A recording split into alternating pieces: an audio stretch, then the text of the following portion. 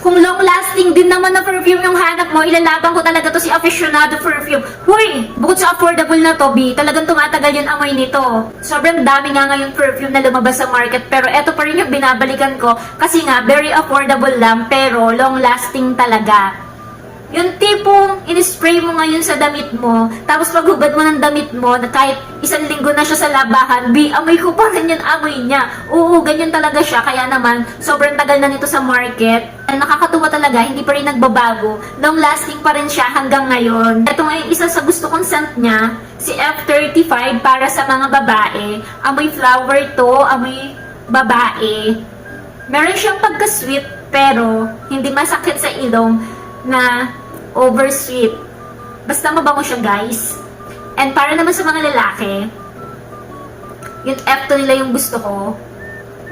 Kasi sobrang cool lang ng amoy niya, hindi rin siya masakit sa ilong. So, yun lang. Kung gusto nyo nga rin ito, ilalagay ko na nga lang ang link sa Yellow Basket. Thank you for watching. Kuting-ting. Bye!